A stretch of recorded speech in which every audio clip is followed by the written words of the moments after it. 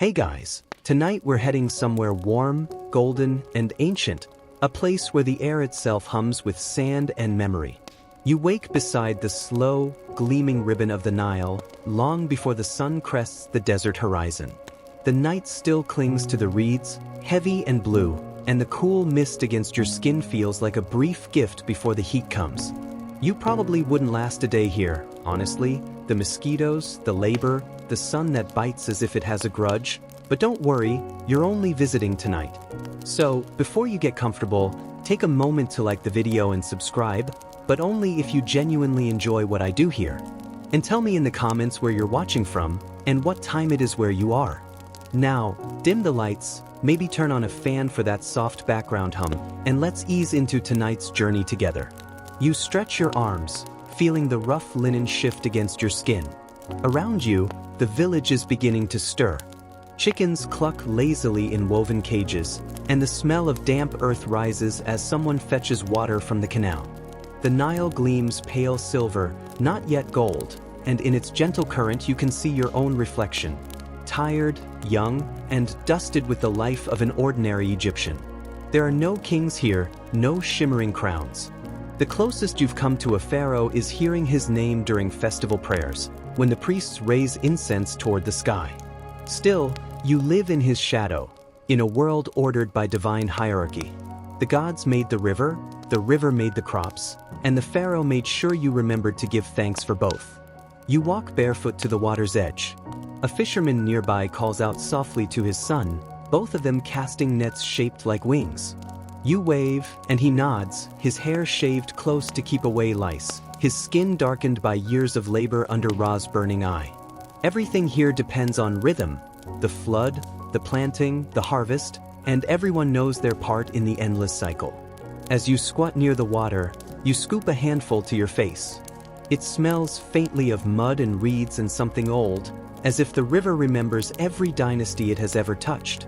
Historians still argue whether the Nile's floods were predictable miracles or carefully measured by priests pretending divine foresight. Either way, you've learned to trust it like a heartbeat. Back at your hut, your wife is kneeling beside a small clay oven, grinding barley into coarse flour.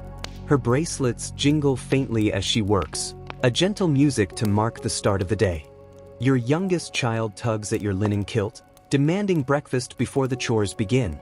Life here isn't glamorous, but it's steady, shaped by hands that never stop moving. Outside, a neighbor repairs the roof with new palm fronds. Another walks by carrying a basket of dried fish, its salty tang cutting through the morning air. You nod greetings, and he raises a hand in return. Community is survival.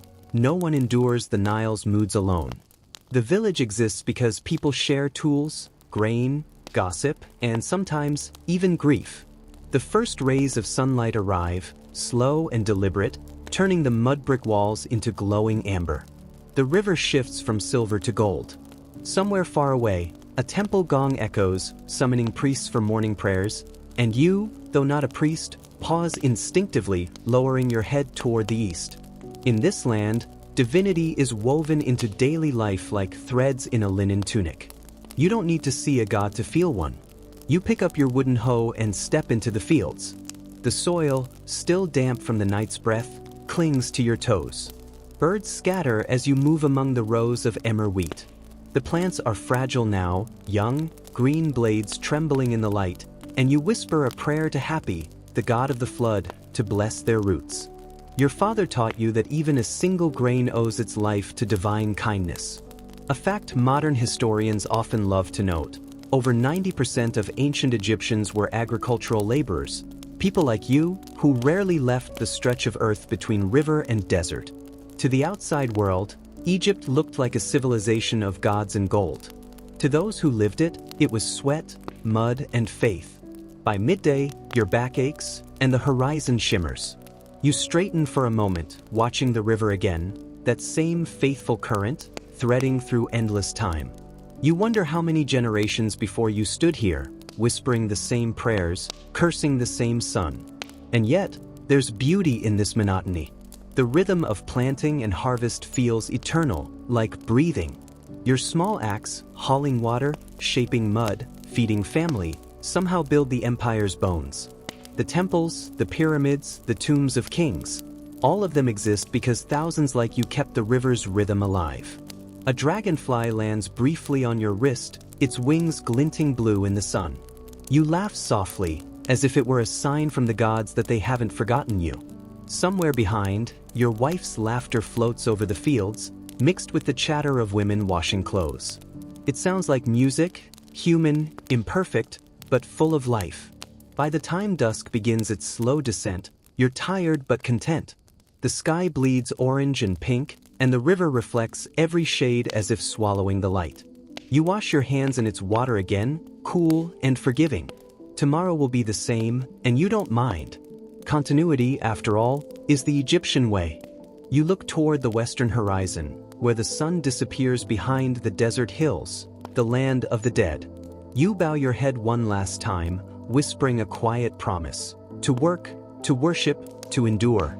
The gods may rule from temples and stars, but it's the ordinary who keep their kingdom alive. The first stars appear, pale and trembling above the palms. Somewhere, a priest lights incense to honor Ra's nightly journey through the underworld. You head home, barefoot and smiling, the scent of smoke and bread wrapping around you like a blessing. The morning mist burns away, leaving only sunlight, dust, and the low hum of insects. You are back at the riverbank again, the same place you were yesterday, because that's where every story begins here. Everything you own, everything you eat, and every god you've ever prayed to flows from this water. The Nile isn't just a river, it's a pulse, a teacher, and a god. Each year, around the time of the rising star Sirius, the Egyptians called it Sopdet, the water begins to swell, creeping beyond its banks, painting the flat fields with silt so dark it's almost black. This is the moment everyone waits for. The inundation, the annual flood, life's renewal and terror rolled into one. You can already sense it coming. The river's voice changes, deeper, more insistent. You hear the elders say, "Happy stirs again," and people start whispering prayers under their breath. Children race along the embankment to see who can spot the first floating debris that signals the flood's approach. You remember doing that as a boy, the excitement mixed with fear, because if the river rose too high, homes would wash away, too low, and famine would follow. Historians still argue whether the priests could truly predict the flood or merely pretended to, reading omens in the stars to keep their authority intact. But standing here, barefoot in the mud, you think, maybe they didn't need divination. Maybe they simply listened closely to the earth, the way farmers still do. At dawn, the temple bells echo through the still air. Priests, shaved and robed in white, walk toward the river carrying bowls of beer and lotus petals. You stand back, watching as they pour the offerings into the current. The foam swirls away, carrying their prayers to the god of the flood. You're not part of the ceremony, but you feel it in your bones. The hope, the anxiety, the reverence. Everyone here depends on this water. When the flood finally comes, it's sudden, not gentle at all. The sound wakes you in the middle of the night, a rushing, roaring that feels alive. You open your door and the air is thick with moisture and the scent of wet clay. Moonlight glints off the water's surface as it surges past the huts, licking at the base of the village walls. Dogs bark. Someone shouts. Children laugh nervously, as if it's all a game. You hurry to move the baskets of grain to higher ground. The river wants everything. It will take your tools, your fishing nets, your very floor if you let it. But this is how it has always been. Survival here isn't about control, it's about timing, knowing when to wait, when to work, when to worship. By morning, the world is transformed. The air smells sharp and fresh, the kind of smell that only comes after the earth has been newly drenched. The flat fields are gone, replaced by an endless sheet of shimmering water. Palm trees rise like islands. You can hear frogs croaking, their sound almost joyous, and somewhere, a man shouts that the flood is strong this year. You smile. That means there will be food, work, and offerings for the gods. Days pass, and the water begins to retreat, slow as breath. In its wake, it leaves behind a gift, a rich, black soil that stains your feet and hands. You kneel and touch it reverently. It's more precious than gold, though no pharaoh will ever see it this close. This is what the gods have given ordinary people, a miracle made of mud. As the fields emerge again, work begins. You help dig small canals, guiding the leftover water to where it's needed most. The men use wooden shovels, their muscles gleaming in the sun, while the women follow behind, scattering seeds. Children chase each other with handfuls of damp earth, laughing until they're covered in it. One of your neighbors jokes that Egypt itself is just a patient waiting for the river's heartbeat.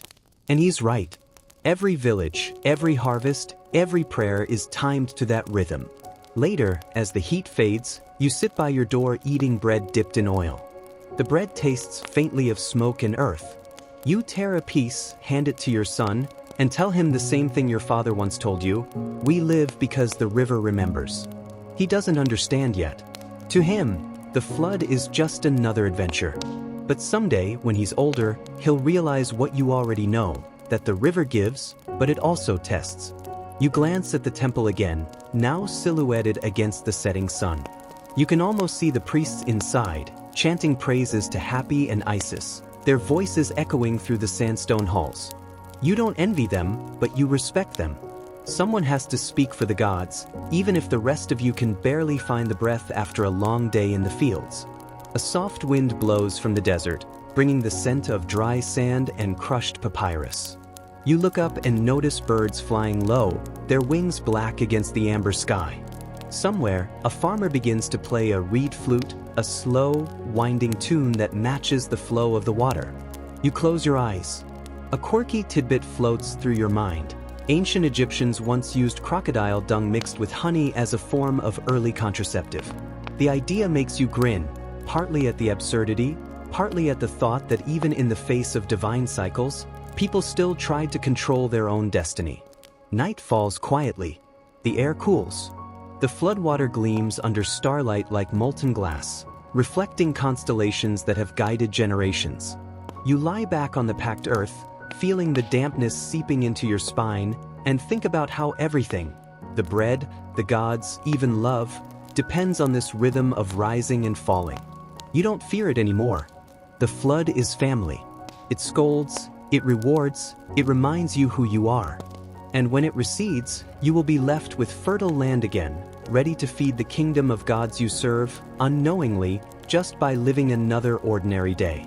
When the flood finally retreats, it leaves behind more than just soil. It leaves possibility. The ground glistens with promise, black and wet, soft enough to press your fingers into. The air hums with the sound of work resuming, oxen groaning, children shouting, men's laughter echoing between the huts. The flood was a god's gift, but now comes the human part, the shaping, the building, the claiming of earth. You sling a bundle of reeds over your shoulder and walk toward the fields, where new walls must be built to protect the crops. Mud is everywhere, between your toes, under your nails, drying into a thin crust across your arms. It's a second skin, one that binds everyone here together. If gold is the metal of kings, mud is the flesh of the people. A few men are already stacking bricks, shaped earlier from silt and straw. They look crude, but you know their strength. A single block dries for a day beneath the sun, turning from soft gray to ochre. You've done this 1,000 times, but it still fascinates you, how the same river that drowns your world also gives you its bones. You kneel, shaping more bricks by hand. The clay is warm, almost alive. You mix it with chopped straw, kneading it until your wrists ache. Each handful feels like the weight of a small future. When you place a brick on the wall, it's more than a structure. It's a statement of defiance against the desert's hunger. A few houses away, women are repairing the plaster on the huts, their laughter rising above the rhythmic slap of wet clay against the walls. You hear someone teasing another about her husband's bad aim when he throws mud. The sound is comfortingly human, as ordinary as breathing. Historians still argue whether these village houses were seen as mere shelters or sacred spaces, microcosms of the cosmos. Standing inside one, you can see why the line blurs. The ceiling beams form the sky, the hearth is the sun, the doorway faces the river as if greeting the dawn. Even your humble home mirrors the divine. Inside, your wife hums as she patches a hole in the roof. Your children sit on the floor nearby, shaping tiny figurines from leftover clay, small gods, or maybe just toys. One of them shows you a crooked figure with a long snout. You smile. Anubis, perhaps, though he's missing an ear. You praise the craftsmanship anyway. You step back outside and let the sun hit your face. The heat is punishing now, but you've long stopped flinching. You've learned to move slowly, to rest when the shadows do. The air ripples with the smell of baked clay and fresh grain. Beyond the village, you can see the shimmer of the temple walls in the distance, massive, bright, unreachable. You think of the people who build those walls, the temple masons, the sculptors, the laborers who carve the stories of kings and gods into eternity. You envy them a little, perhaps, though your own hands are not idle. Every home you repair, every granary you raise, is part of the same kingdom. You may not carve hieroglyphs, but you still build Egypt. By afternoon, the mud bricks are drying in tidy rows, small soldiers of civilization. You wipe your brow with the back of your hand, leaving a streak of brown across your face. You laugh softly to yourself. It feels like wearing war paint for the battle against chaos. A neighbor passes by carrying a bundle of papyrus stalks. Need help? You call. He grins and shakes his head. Not unless the gods want to lend a hand. You both chuckle. Humor is the secret tool of the poor. It smooths the edge of everyday's exhaustion. You take a moment to rest, sitting beneath the shade of a sycamore fig tree. Its wide leaves ripple faintly in the hot breeze.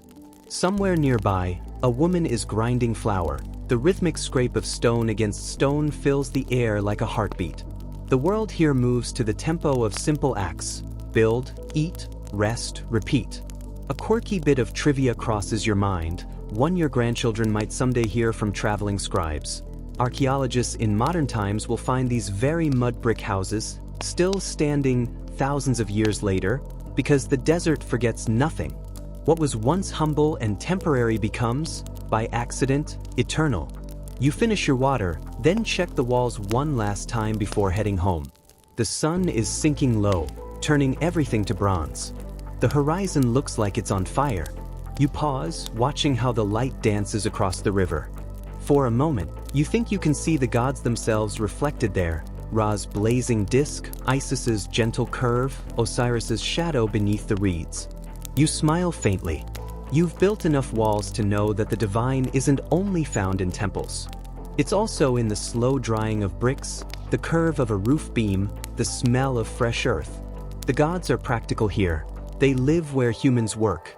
Back at home, the walls you mended this morning are already hardening, turning smooth under your fingers. You trace the line where old plaster meets new, and you feel a quiet satisfaction. You've turned mud into shelter, chaos into order. As night falls, the sound of frogs returns, echoing from the marshes. A cool breeze drifts through your window. You sit by the door, eating a small bowl of lentils, watching the stars prick the sky one by one. The same stars the pharaohs prayed to, the same ones your ancestors followed. You think about how fragile everything is, how easily a flood, a drought, or a gust of wind could erase what you've built. But you also know something the kings perhaps forget. You can always rebuild. The earth will always be here. So will the river. So will you. And tomorrow, when dawn slides once again across the Nile, you'll wake, stretch, and begin shaping the world from mud all over again. By the time the morning heat begins to settle over the fields, you can already hear the low hum of chanting drifting from the direction of the temple. The sound rides the wind like incense, ancient syllables meant to stir the gods awake. You pause, hoe in hand, listening. It's not your place to join them. The temple is sacred ground, reserved for those born into its service, but you feel the pull all the same. The gods are not distant here.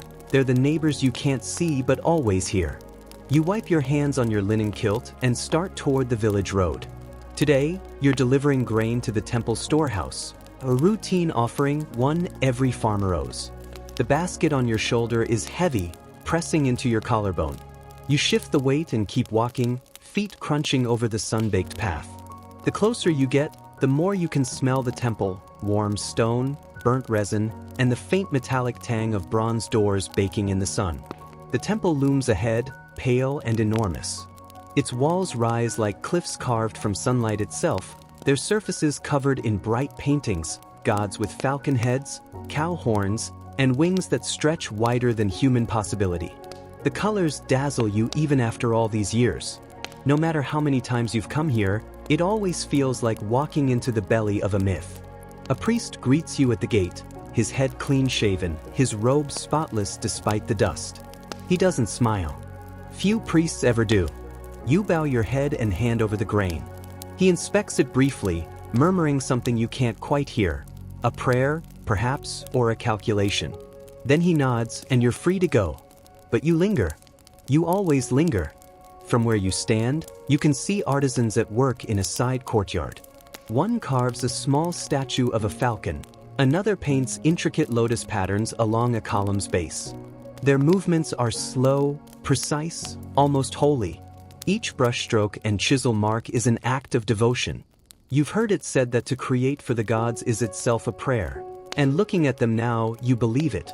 You move closer, careful to stay out of the way. The sculptor, an older man with a curved spine, glances at you. His hands are white with limestone dust, his eyes watery but steady. "You farm?" he asks. You nod. He smiles faintly. "Then you and I do the same work. You feed the body of the land, I feed its spirit." You think about that as you leave. He's right in a way. Everything here is part of one vast ritual. The gods may rule from their golden thrones, but it's the farmers, the masons, the bakers, the weavers, the ordinary hands that keep their kingdom alive. You walk around the temple's side, past the storage chambers. Inside, you can glimpse jars of honey, sacks of grain, bolts of linen, offerings collected from people like you. It's an empire of devotion, one basket at a time. Historians still argue whether these temples were houses of worship or economic machines, hoarding wealth under divine justification. But for you, that debate doesn't matter. The gods feed you with flood and sun. You feed them back with grain and song. That's the balance. At the next courtyard, a group of temple workers is preparing animals for ritual. A calf bleats softly, a bird flaps in a priest's grip. You watch, half fascinated, half afraid. The sacrifice is quick, efficient. A wisp of smoke rises toward the ceiling. The scent of burning fat fills the air, strangely sweet. Someone murmurs a blessing. The priest's faces remain serene, eyes half closed, as if listening for something beyond sound. You catch sight of a young boy sweeping the floor nearby. He can't be older than your own son. His movements are careful, almost reverent. He looks up briefly and meets your gaze. There's pride in his expression, pride in belonging to this sacred rhythm. You nod to him, and he returns the gesture with a shy smile. You realize then that everyone serves the gods in some way. Some carry baskets, others carry prayers. You carry both. A quirky tidbit you once overheard from a scribe comes to mind, that the god statues were regularly bathed and perfumed, their bodies dressed in fresh linen every morning. Even the divine, it seems, require housekeeping. The thought makes you grin. You wander closer to the river edge behind the temple, where the workers rest. The shade of a sycamore fig cools the air, and the river murmurs nearby. You sit for a while beside a young woman who's sorting reeds. Her hands move with practiced grace, weaving them into baskets. You ask how long she's worked here. "Since I was 12, she says, not looking up. "The gods like my weaving, I think." "Or maybe the priests do," you say, smiling. She laughs, eyes crinkling. "Either way it pays." You watch her fingers twist the reeds, patient and sure. Every movement has meaning, not just in the temple, but in every act of labor. Here, work itself is worship. You begin to understand that more deeply with each passing year. As the day fades, the priests light torches along the temple's outer walls. The flames flicker against the painted figures of Ra, Hathor, and Thoth, making them seem to move in the shifting light. You bow once more before leaving, not out of fear, but respect. The temple feels alive, breathing with the rhythm of prayers and footsteps. On the walk home, the wind carries the scent of incense with you. You pass through the village as twilight settles, smoke rising from cooking fires, laughter spilling from open doors. Children chase each other with clay dolls. their shouts echoing in the dusk. Somewhere, someone starts to sing a hymn they learned from temple musicians. You pause by your doorway, listening. The song fades into the sound of the river. And you think, maybe this is the real kingdom of the gods, not the temple itself, but everything that feeds it. The homes, the laughter, the sweat, the endless rhythm of giving and taking. You step inside, the day's dust still on your skin, and whisper a quiet prayer to the unseen ones. Not for gold, not for glory, just for tomorrow's sunrise. Night descends slowly, as if reluctant to cover the land that has labored so faithfully beneath the sun. You sit outside your hut, near the threshold, where the air is cooler and the river's whisper can still be heard.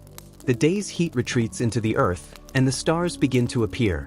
First a few faint sparks, then a vast, glittering net cast across the sky by unseen hands.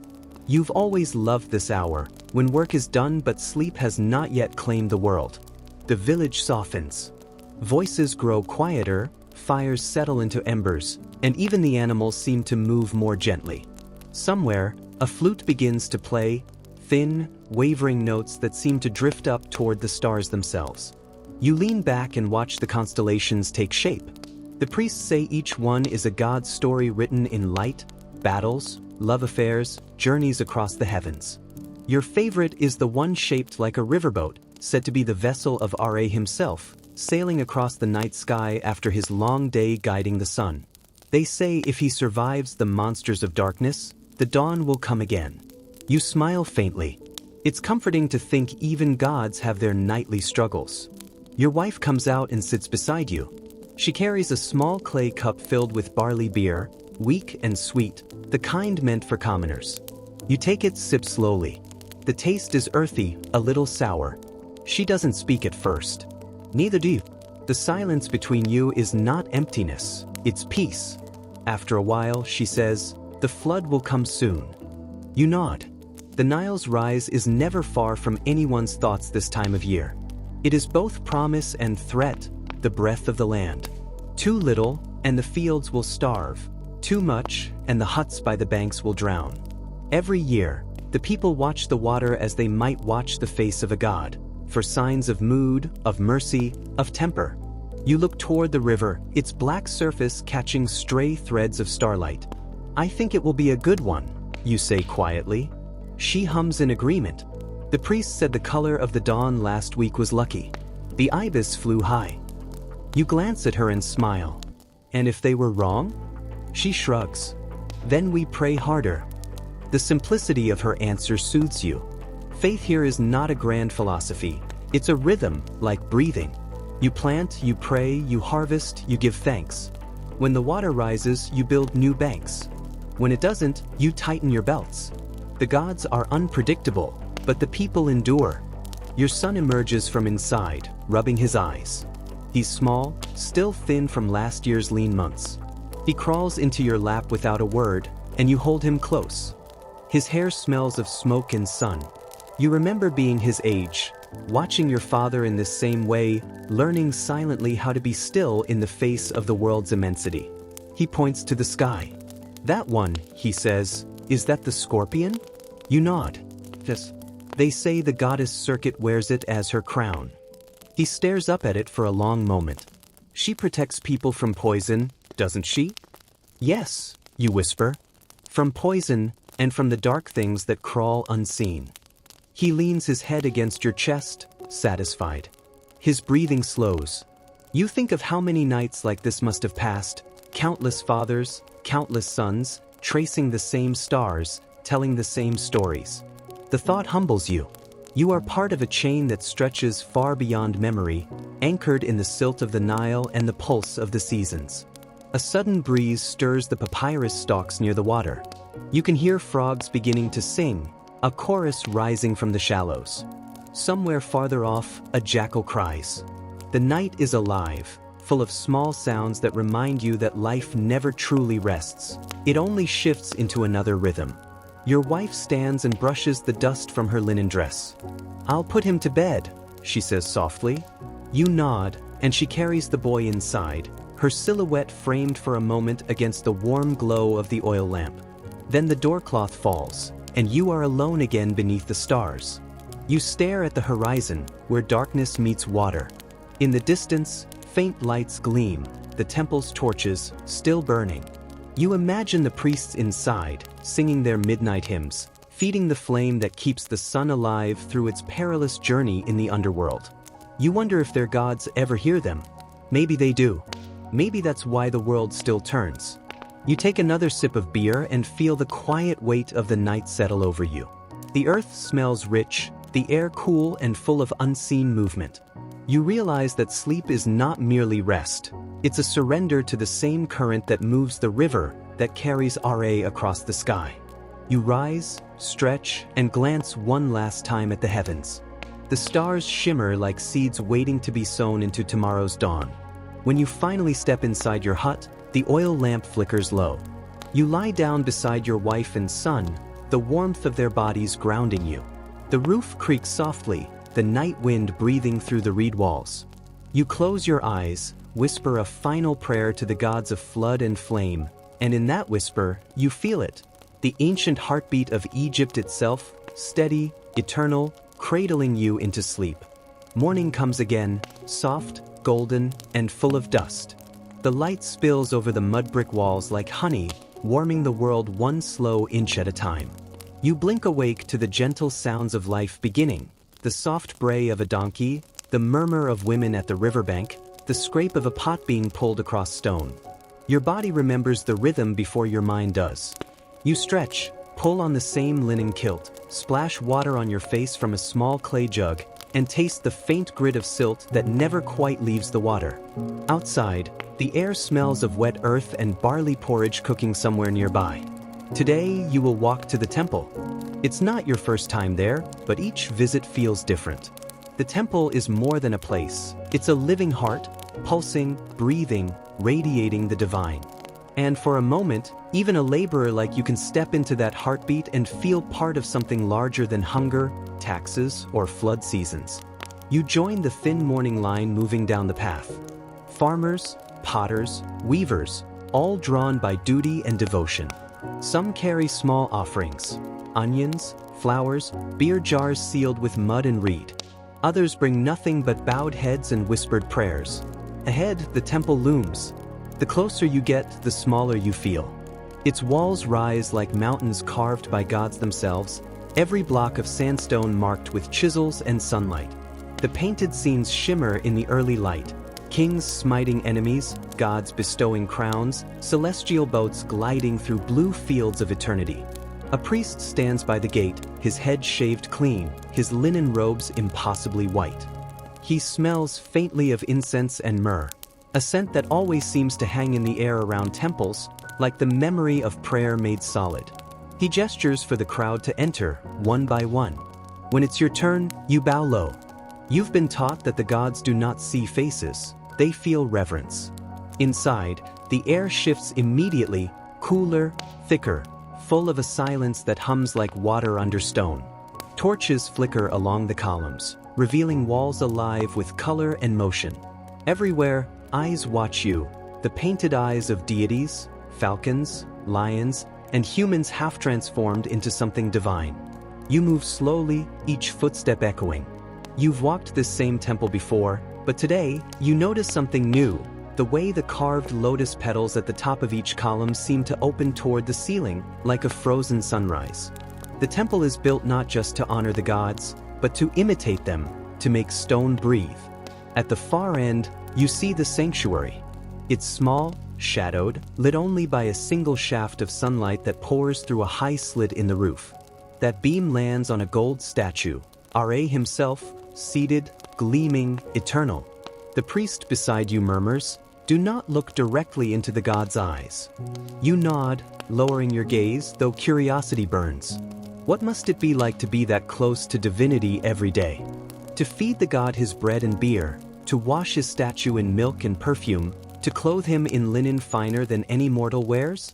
Historians still argue whether the priests truly believed the gods inhabited those statues, or whether it was ritual, performance to hold society together. But as you stand here, in this incense-thick chamber, with the light trembling on gold and the air tasting faintly of resin and reverence, Belief doesn't seem like a choice. It feels like gravity. A sound breaks your thought, a low chant rising from deeper within. The priests begin their morning hymns, voices layered like waves on a shore. You can't understand every word, but you feel the rhythm. Each line rises and falls like the breath of the earth itself. You step back, allowing the priests their space. One of them sprinkles scented water from a palm branch, droplets catching the light like sparks. Another feeds a small flame at the altar. The smoke curls upward, thin and blue, and you imagine it as a bridge, a fragile road between human breath and divine hearing. You find yourself whispering under your breath, "May the flood come kind. May the fields grow tall. May my children see the next harvest." A priest passes by and gives a faint nod, acknowledgement enough to make your heart flutter. For a moment, you are seen, even if not by the god himself. Outside, the sun is higher now, the air hotter. You walk slowly back down the temple road, the sand bright as powdered gold beneath your feet. Around you, life continues. Merchants calling, donkeys braying, children running barefoot through the dust. You think about what the temple means to them, to all of you. It's not just worship. It's order. It's certainty in a world that can drown you one year and starve you the next. The priests read the stars, interpret dreams, predict floods.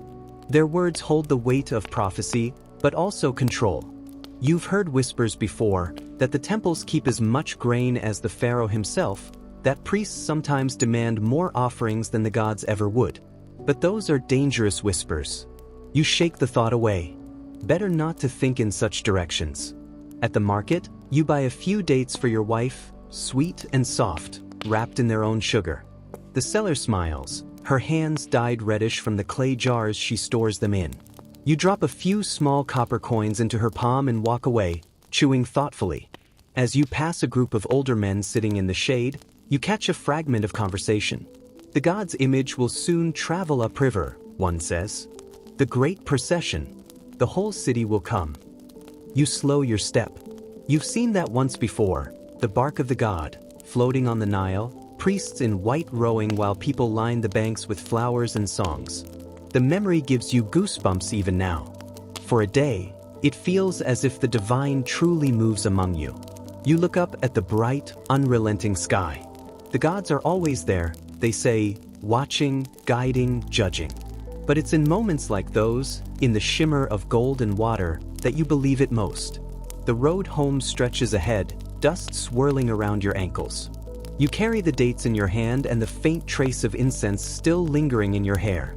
Somewhere behind you, the temple bells sound again, deep, resonant, eternal, calling another generation of worshippers into the light. The heat of the day presses down on the village like a living weight. You pause in the shade of a date palm, brushing sweat from your brow.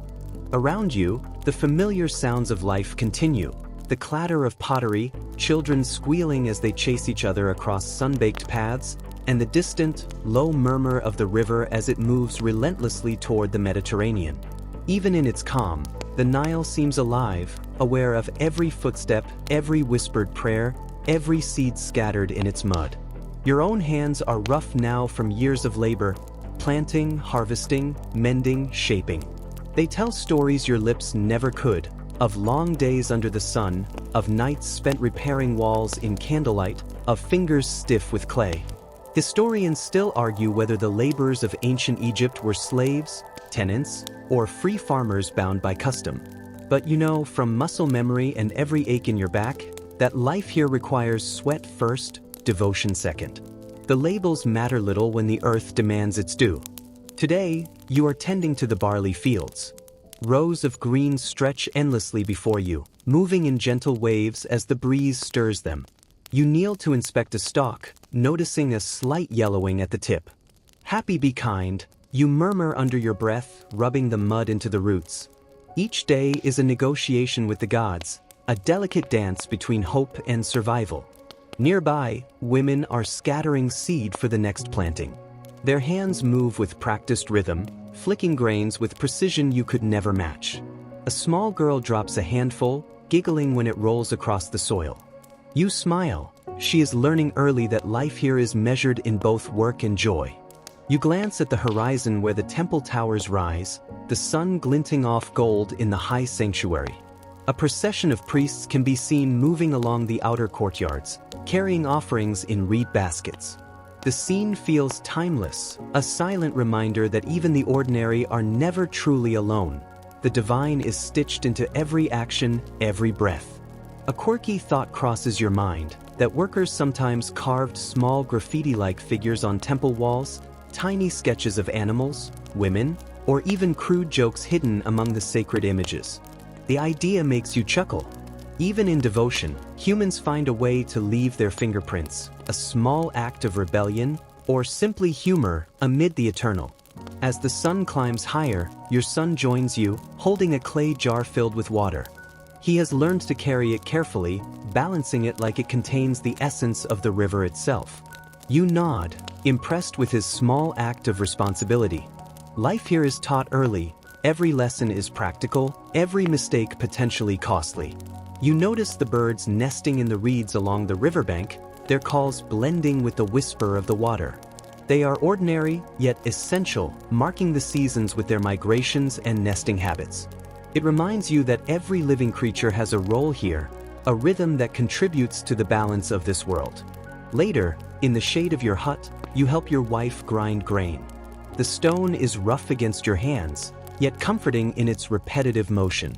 Each turn of the mill is a small offering to survival itself. Flour dust hangs in the air, soft as morning mist. She hums a low tune, one you recognize from festivals past. You join softly, your voice a murmur blending with hers, like a quiet duet honoring labor, earth, and life. By mid-afternoon, the fields are well tended. You stand and stretch, feeling the pull in your shoulders and the ache in your calves. The river glints behind the trees, steady and constant. You imagine it flowing for millennia, carrying stories, seeds, and secrets with equal devotion. As you head home, the scent of cooking fires reaches you, promising a simple meal of bread and lentils. Somewhere, a neighbor calls out a greeting. You nod, acknowledging the shared rhythm of survival and companionship. The ordinary acts of greeting, sharing, and smiling are just as sacred as temple rituals. Finally, you step through the doorway of your hut. The late afternoon light filters through the reed walls, casting warm shadows across the floor. Your family gathers, tired but content, each small victory of the day noted silently in the quiet satisfaction of shared labor. Outside, the river glimmers in the lowering sun, a mirror to the sky and a reminder that life flows onward, steady and patient, whether you rise with it or rest beneath its watchful currents. Evening settles slowly, stretching the shadows long across the village. The sun dips low, spilling molten gold over mud brick walls and turning the Nile into a ribbon of light. You pause at the riverbank, letting your bare feet sink into the soft, damp soil. The smell of wet earth, reeds, and baked clay fills your nostrils, mingling with the faint sweetness of lotus blossoms floating on the water.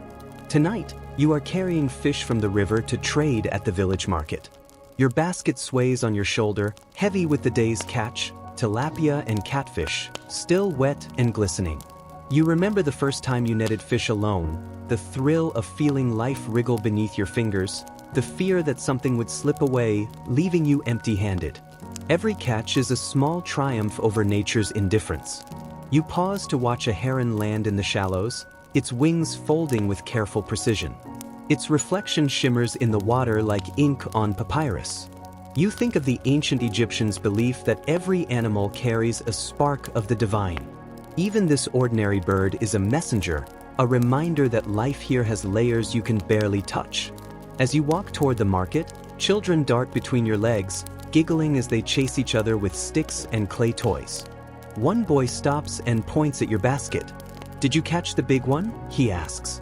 You grin, lifting a slightly larger tilapia for him to see. He gasps, wide-eyed. Moments like these, small, fleeting, stitch the day together more meaningfully than any grand ritual. Historians still argue whether markets were just economic hubs or also centers of social and religious life. Standing here, watching neighbors greet each other, compare fish, and share gossip, it's clear to you that it is both. The exchange of goods carries the pulse of the community, just as much as the river's pulse carries the life of the land. A nearby woman offers you dates in exchange for a handful of fish. You nod, smiling at the quiet generosity that threads through daily life. These simple acts, trading, sharing, acknowledging each other's presence, form a rhythm as steady as the sun rising over the horizon. At the center of the market, a priest walks by, robes brushing the dust, carrying a small idol for a temple offering. People step aside instinctively, some bowing slightly. You do the same, not out of fear, but respect, an acknowledgement that life here moves on multiple layers, human and divine intertwined. You pause by a stall selling woven baskets. The weaver's hands move deftly, twisting reeds into intricate patterns. You admire the work, thinking about how much of life is spent creating beauty in practical forms: baskets to carry grain, vessels to hold water, walls to shelter families. Each act of creation, mundane or sacred, strengthens the fabric of the community. As dusk deepens, the market quiets. Traders pack up their wares, children tire, and the river hums softly, reflecting the glow of the last sunlight. You begin your walk home, basket now lighter after the trades, the smell of fish mingling with the sweet scent of baked bread and cooking lentils. Reaching your hut, you place the fish in a small trough by the hearth, ready for tomorrow's meals. Your wife greets you, handing you a cup of cool water. You take it gratefully, savoring its clarity and the moment of stillness it provides. The night stretches on. Stars emerge, brighter and more numerous as darkness settles fully. Somewhere nearby, an owl calls softly, its echo carried by the wind. You sit outside your hut, leaning against the warm mud brick wall, listening to the gentle rhythm of village life slowing, breathing deep. You reflect on the day, on survival, on devotion, on the small ways ordinary people build a kingdom not only of gods but of continuity, of shared effort, of life stitched into eternity by countless hands. Even as the world sleeps, the river hums, the earth rests lightly, and tomorrow will come again, carrying its blessings and trials alike. Dawn breaks again, softer this time, with a pale, watery light that slowly spreads across the horizon. You wake to the gentle chirping of birds, the occasional bray of a donkey, and the distant rush of water flowing over stones along the riverbank. Your limbs ache just a little, a reminder of yesterday's labor, but the rhythm of life continues, relentless and comforting in its predictability. Today, your work will take you beyond the fields, to the construction of a small shrine on the edge of the village. Mud brick walls will rise, clay plaster will be smoothed, and a simple altar will be set up honoring Hathor, goddess of music, fertility, and joy. Even such minor structures hold weight in your community, a way of connecting the everyday with the divine. As you walk, the sun begins to warm the dust beneath your feet. You notice a woman carrying a clay jug on her head, balancing it effortlessly, and children running barefoot, their laughter mingling with the wind. The village moves like a living organism, each person a small heartbeat contributing to a larger rhythm that has endured for generations. You reach the shrine site, a flat patch of earth beside a small canal. You kneel and begin to shape the first bricks, mixing mud and straw with practiced hands. The clay is cool and pliant, almost alive under your fingers. Every brick feels like a promise, a statement of faith and of resilience. Nearby, a few other villagers work alongside you. One man carves shallow symbols into a wall, simple representations of animals and the sun. You recognize some as familiar, some slightly altered, a playful act of individuality. Archaeologists in later millennia may debate the meaning of these marks, but for now, they are simply small joys embedded into labor. You take a moment to rest, sitting beneath a nearby palm. The river reflects the morning light, shimmering like liquid gold. You can see reeds swaying, birds dipping in and out of the water, fish breaking the surface briefly before slipping beneath again. It is ordinary life, but there is a sacred rhythm here, the pulse of continuity. A scholarly debate drifts into your memory, whether ancient Egyptians viewed labor as sacred in itself or only in service to the gods. Watching the villagers work together, laughing quietly as they correct each other's mistakes, it's hard to separate one from the other. Every action seems to carry both purpose and devotion, as if the very act of building is a prayer in motion. By midday, the shrine begins to take form. Walls rise steadily, smooth and level, the sun glinting off wet clay. You pause to admire your work, feeling the satisfaction of creation.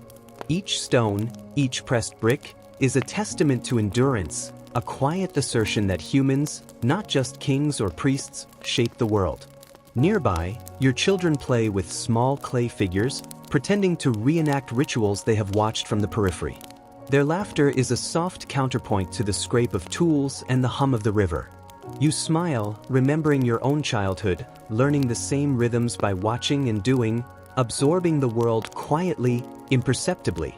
As the sun reaches its zenith, the villagers retreat to shade and water, resting briefly before returning to labor. You sip from a clay jar, savoring the faintly sour taste of fermented barley, and watch the shadows move across the newly forming shrine. Life, in all its mundane magnificence, continues, steadfast and enduring, like the river itself.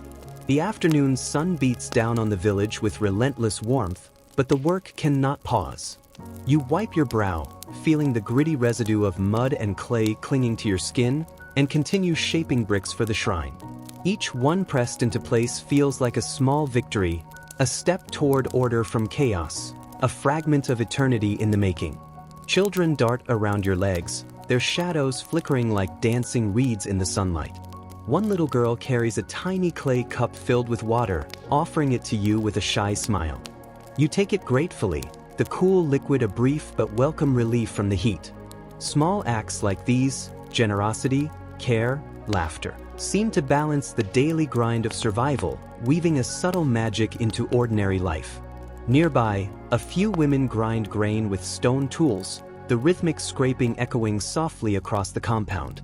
You remember the first time you attempted the grind yourself, your fingers aching, clumsy, and impatient. Now, after years of labor, you have learned to match your pace to the rhythm of the stone, understanding that endurance and patience are as sacred as prayer. A priest passes by, carrying a small bundle of offerings. You bow slightly, acknowledging his presence. He does not look at you, eyes fixed on the path ahead, but you feel the weight of centuries of custom in that silent acknowledgement. Even when not seen, your labor is part of the tapestry of service that sustains the village, the temple, and the world itself. You pause to catch your breath, leaning against a partially built wall. The shrine's outline is becoming clear now, walls rising steadily, columns beginning to define the sacred space. You think of the gods who will inhabit this structure, not as physical beings but as symbols of order, protection, and life itself. Historians still debate whether such shrines were meant more for community cohesion than divine worship, but standing here, watching hands move in unison, it feels inseparable. A mischievous thought flits through your mind. The priests who supervise these constructions sometimes write tiny, hidden marks on the bricks. Little symbols that may have amused them, messages only they would understand. It makes you grin. Even in devotion, human nature finds room for play. By late afternoon, the workers begin the slow retreat toward shade and cool water. You take a moment to survey the day's progress. The shrine is not complete, but it has risen enough to cast small shadows across the sun-baked ground, a promise of the sacred to come. Each brick, each touch of plaster, is testimony to ordinary hands shaping the divine. You glance toward the river. Its waters flow steadily, reflecting the fading light like molten glass. Children still play along the banks, their laughter mingling with the gentle rush of water. Somewhere, a heron dips for a fish, and you are reminded that life continues, ordinary and sacred entwined, regardless of who notices or who records it. As the sun sinks further, painting the sky in shades of amber and rose, the village begins to quiet. Smoke rises from evening fires, and the smell of cooking lentils, bread, and fish drifts faintly through the air. You walk back to your hut, muscles tired but spirits full, feeling the steady pulse of life in every step. By the time you step inside, your family is gathered near the hearth. Your wife offers a warm smile and a simple meal, the children fidgeting with small clay figures. Outside, the river murmurs under the early stars, and you feel the subtle, comforting rhythm of survival, devotion, and ordinary magic flowing through the village once more. Night drifts over the village like a soft veil, darkening the streets and fields but leaving a gentle glow in its wake. You sit near the riverbank, feet resting in the cool water, letting the small ripples lap against your ankles. The sky is a deep indigo, sprinkled with stars that shimmer like fragments of divine light scattered across an infinite canvas. The night feels alive, each sound, frog calls, rustling reeds, distant owl cries, part of an orchestra you've grown accustomed to, yet never fully master. Tonight, you carry a small torch to illuminate your path to the temple. Even under the moonlight, some corners remain shadowed, mysterious. The priests are performing nocturnal rituals, minor offerings for the safe passage of RA through the underworld, and you have been asked to deliver barley and a jug of water. The weight of the torch is comforting, its flickering flame a companion against darkness. You walk slowly, taking in the night air. The river smells different at night, cooler, deeper, almost sweet with the faint aroma of mud and reeds. Somewhere, a pair of jackals yip, their calls echoing across the water. You pause for a moment, letting the sound remind you that life in the night is just as vital as life in the day, even when invisible to most. The temple rises ahead, massive and serene. Torches cast dancing shadows against the walls, bringing the carved figures to life in the wavering light. Gods with falcon heads and human bodies appear to move subtly, as if acknowledging your presence. You step closer, careful, reverent. The priests notice you but offer only a faint nod, acknowledgement of service, not a personal greeting. You place the barley and water at the base of a small shrine. The offerings are simple, but in this context, simplicity is enough. Even the smallest gift, given in sincerity, carries weight. You recall the whispers of older villagers, stories passed down about how neglected offerings angered the gods, or so they said, though historians debate whether it was fear or social cohesion that maintained these rituals. Either way, you take care. Care is survival here as much as work or prayer. Nearby, a young apprentice priest struggles with a small incense burner. The coals hiss and smoke curls upward, carrying faint aromas that mingle with the cool night air. You notice him glance nervously at you, then back at his task.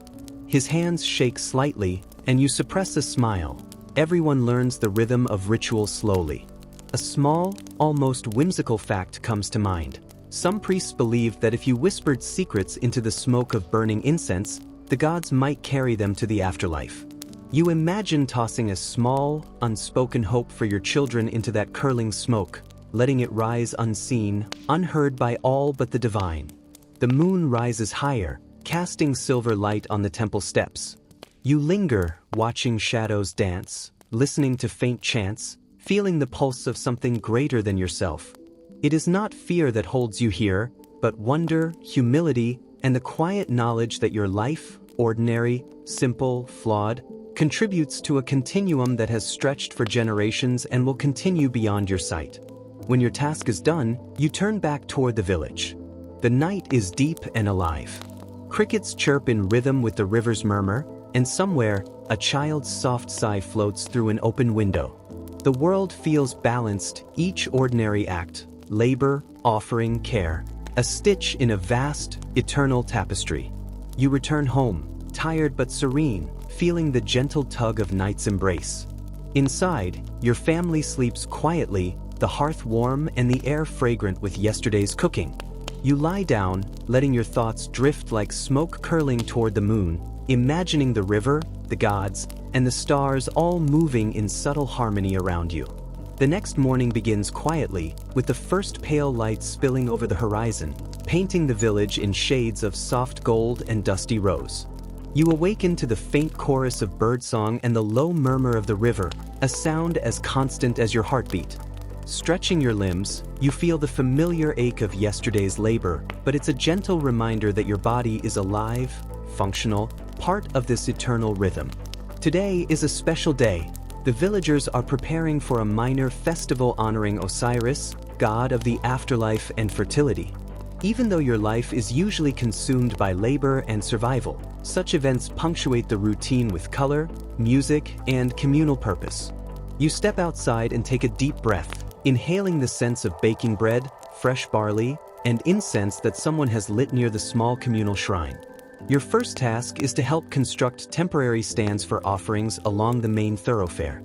Mud brick and timber, stacked carefully, must support food, flowers, and small sculptures. You work alongside your neighbors, their hands moving in practiced motions. The physical effort is familiar and satisfying, a meditation in motion. Children dart between your legs, laughing and carrying small flowers to decorate the offerings. One little boy drops a blossom into your hands, shyly grinning. You tuck it into your kilt pocket, thinking of the way small gestures like this, simple, unrecorded, are what truly sustain community life. You glance at the temple, towering in the distance, its gold-tipped columns glinting. Priests move in quiet procession, preparing the ceremonial bark for the gods. The ritual is precise, every action deliberate. Incense burned, statues cleaned, offerings arranged. You marvel at the interplay between ordinary villagers and the sacred, each contributing in their own way to a spectacle meant to honor eternity itself. Historians still debate whether these festivals were more social than religious, but standing here, seeing hands young and old weaving together a celebration, it feels inseparable. A quirky thought strikes you. During some festivals, minor mishaps are considered good omens. A spilled drink, a bird landing unexpectedly, even a child wandering too close to the altar.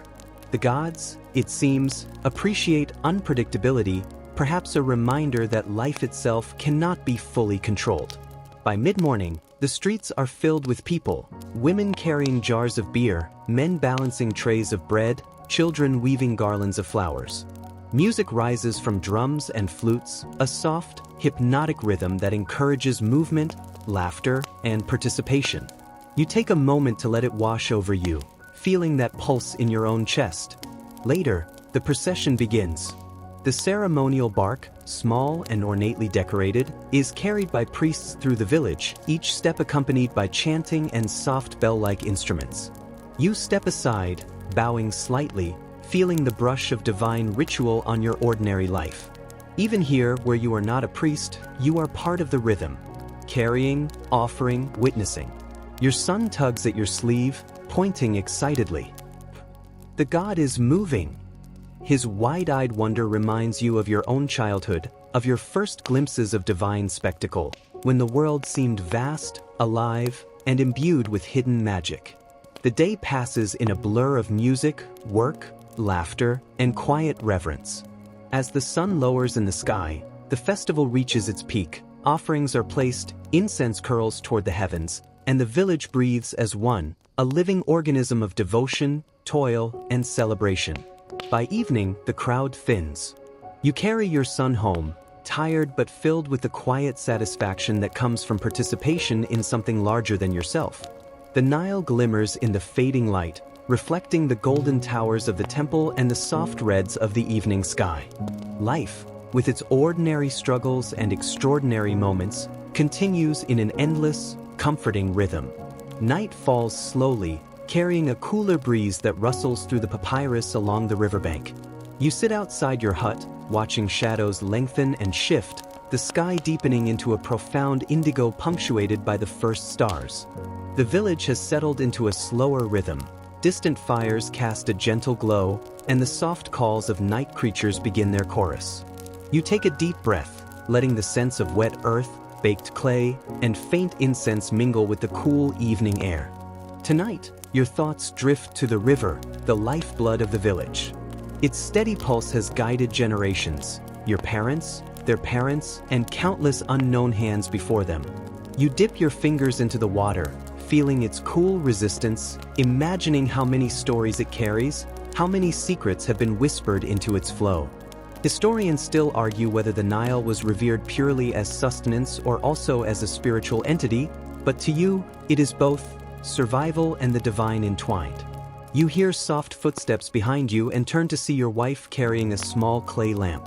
Its flame flickers in the evening breeze, throwing playful shadows on the mud brick walls.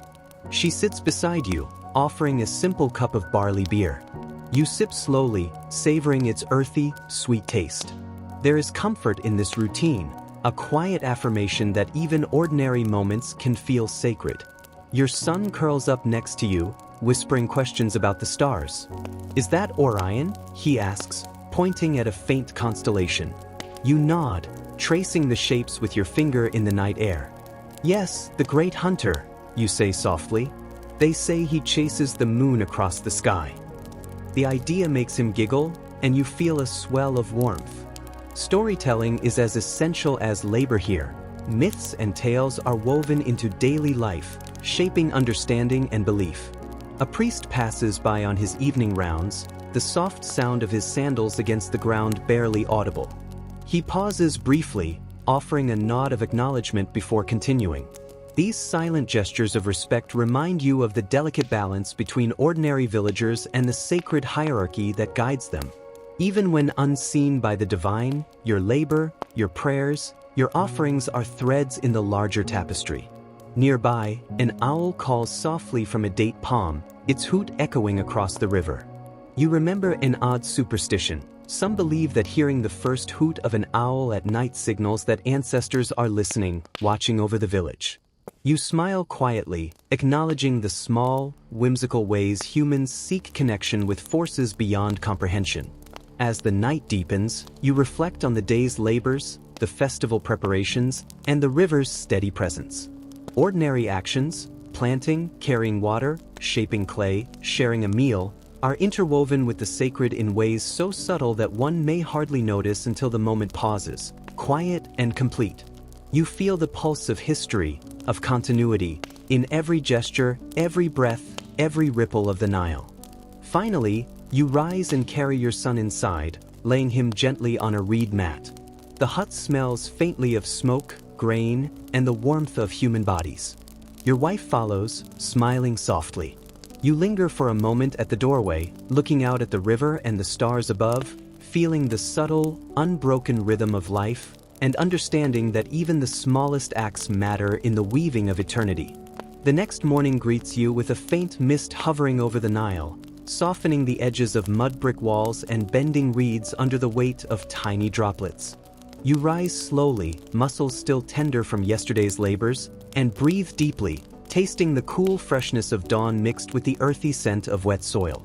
Today's work will be lighter, but no less important, preparing clay vessels for storage of grain, water, and preserved fish. Even in mundane tasks, there is care, and care is survival. You step outside your hut, watching neighbors begin their routines.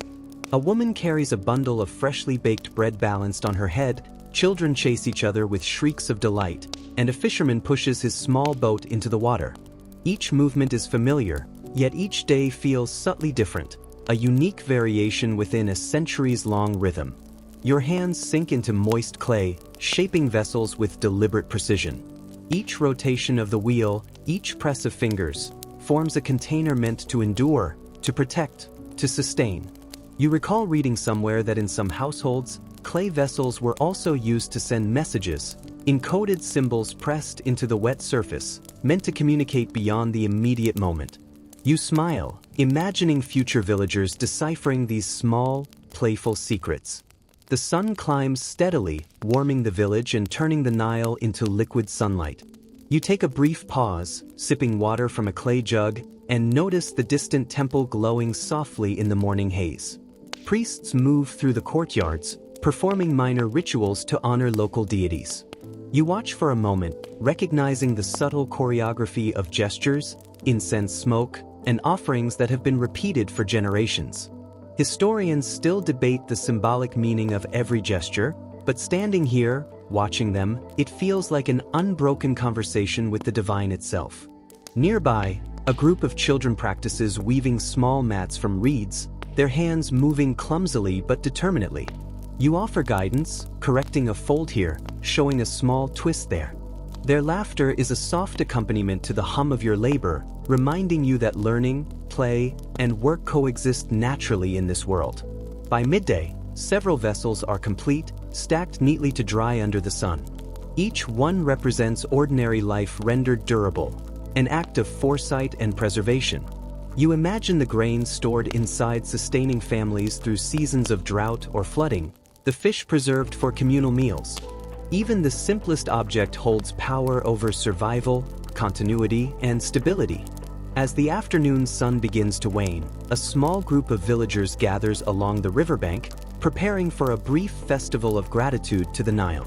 Simple offerings, music, and songs of thanks punctuate the ordinary day with a sense of celebration.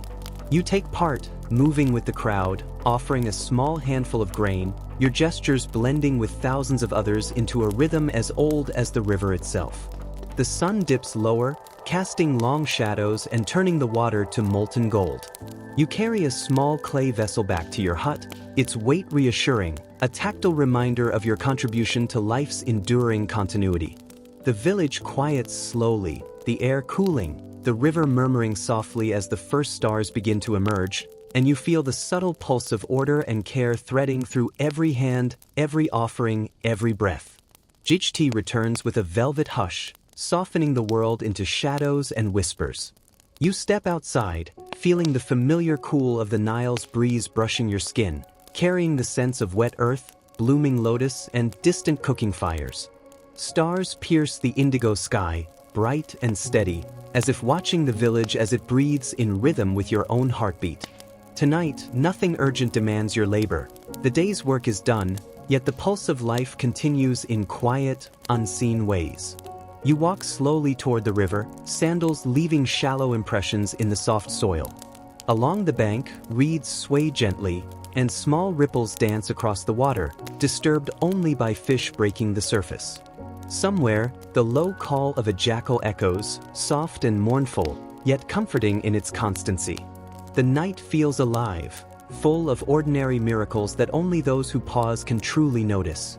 Sitting on a sun-warmed mud brick, you let your thoughts drift. You think of the temple, standing tall and radiant even now under moonlight, the priest's chants from yesterday still resonating faintly in memory. You recall how each brick, each offering, each act of devotion contributes to a larger rhythm, a subtle weaving of human effort and divine presence, survival and belief intertwined so seamlessly it is almost invisible.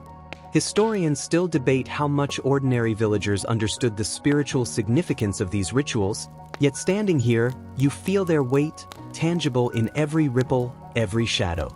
Your son curls up next to you, whispering about the stars, asking whether the gods ever look down on children with the same care they watch over temples. You smile, brushing his hair gently, and tell him stories, some true, some playful exaggerations, of gods and men, of kings and farmers, of rivers that carry secrets for millennia. His eyelids grow heavy, his breathing slows, and you marvel at the quiet continuity of life, how each generation absorbs, learns, and carries forward knowledge and wonder alike. The village is calm now. Fires burn low, smoke drifting upward in thin, twisting strands. Crickets sing, water whispers over stones, and the occasional owl hoots, punctuating the soft symphony of night. You breathe deeply, feeling the fatigue in your muscles, the satisfaction in your mind, and the gentle reassurance that, despite hardships, life endures. You reflect on the day, on the months and years past, and on the unbroken lineage of hands and hearts that shaped this village, built these temples, tended the fields, raised children, and honored gods. Ordinary people like you, unknown to history's great texts, are the ones who sustain continuity, embedding devotion and care into the fabric of existence. Finally, you return to your hut. The air is soft, the fire warm, and the house filled with the quiet hum of family life. You lay down, feeling the weight of the day dissolve into comfort. Outside, the Nile flows steadily, the stars gaze silently, and the world breathes with a rhythm older than any memory. You close your eyes, letting sleep draw you in gently, a reward for perseverance, care, and simple, enduring devotion. Now, the night stretches fully, soft and unbroken, and you lie quietly on your reed mat, feeling the gentle press of the earth beneath you. The air is cool, carrying faint scents of wet clay and distant river reeds, mingling with the warmth of your hut and the steady, slow rhythm of your breathing. You can hear the faint hum of the village in the distance, the soft rustle of leaves, the occasional call of a night bird, all blending into a lullaby that soothes and reassures. Your body relaxes fully, each muscle melting into the soft support of the floor. You feel the fatigue of the day settle into calmness, and with it comes a strange, comforting awareness that even in ordinary labor, in simple gestures of care, in quiet moments of observation, you have participated in something enduring. The river flows beyond your sight, carrying water, life, and stories, unchanged and eternal, yet intimately tied to your existence here and now. Your mind drifts gently through memories of the day, shaping clay vessels, walking along the riverbank, offering grain at the shrine, watching children laugh, and feeling the subtle presence of the divine woven into ordinary life. Each memory stretches and fades softly, like the colors of sunset melting into twilight. You notice your heartbeat slow, matching the unhurried rhythm of the Nile, the soft rustle of reeds, the sigh of the wind through mud brick walls. Even the smallest details, a flickering lamp, a child's whispered question, the gentle curve of a heron's wing, become part of a tapestry of continuity, of human life embedded into the vastness of time. You feel the steady thread of survival, devotion, and ordinary wonder wrapping around you like a warm blanket. Now, surrender fully to sleep. Let the night cradle you, let your thoughts drift unburdened, and feel the quiet magic of existence carried by the river, the stars, and the enduring heartbeat of generations.